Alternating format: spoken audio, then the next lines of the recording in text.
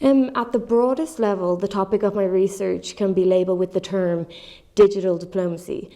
Digital diplomacy is a relatively new phenomenon, and as a term it's used to describe how diplomats and foreign ministries are using the internet as a tool to both carry out their current diplomatic functions and to further their diplomatic aims. In a nutshell, researching digital diplomacy is researching how the internet is sculpting and changing diplomacy today. Now, under this umbrella of digital diplomacy, I will be looking at something even more minute.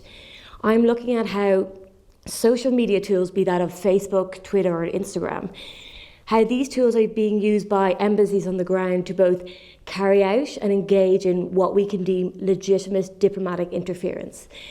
Now, diplomatic interference has long been at the forefront of many diplomatic studies, but with the rise of the internet, what we are now witnessing is somewhat of a blurred distinction between what classifies as interference and what does not, as the digital space, as we know by its very nature, lacks any real geographical or political boundaries. So it's my aim to somewhat de-blur or unblur these boundaries and examine the extent to which social media tools can be used as possibly legitimate tools for diplomatic interference. Well, I believe this is a question that all DPhil students should ask themselves on a regular basis. When you're researching, you should always have in the back of your mind what it is you wish to contribute to the world's already existing knowledge pool, so to speak, and this should be your guiding light. For me and my research, I'm in quite a unique position in that the internet and its impact has grown at a rate much faster than any research could possibly keep up with. And therefore, this has resulted in somewhat of a black hole of information when it comes to literature within this field. So when you're researching on digital diplomacy, you must accept that you are somewhat of a pioneer of sorts. Of course, there has been work done on digital diplomacy, and diplomatic scholars have looked at areas, but there still remains a lot to be done. So it is my aim to try and fill this black hole of information, so to speak, and to shed some light on the continuing consequences of using these digital tools for the 21st century diplomat. Well, for me, one of the most exciting things of being a doctoral student at Oxford is that despite the traditional trappings that Oxford's so famed for, its buildings, its history, etc., that despite these trappings, at the heart of Oxford is an obvious desire to pave the road for new research and to embrace any pioneering research that's taking place within its walls.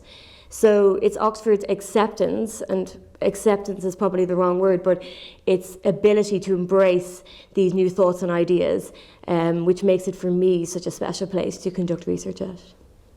I believe that for any doctoral student, no matter where you choose to study, there are two main challenges that will arise. They are the issues of solitude, so to speak, and self-motivation.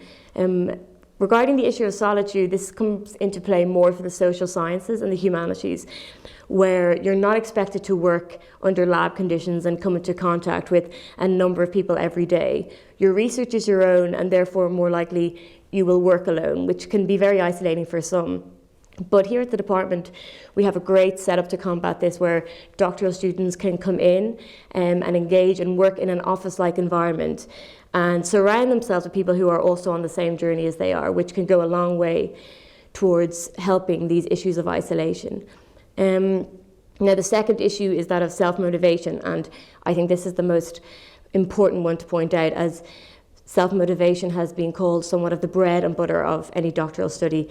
It may sound cliched, but with self-motivation you can achieve almost anything. Without it, you are undoubtedly going to run into some trouble along the way.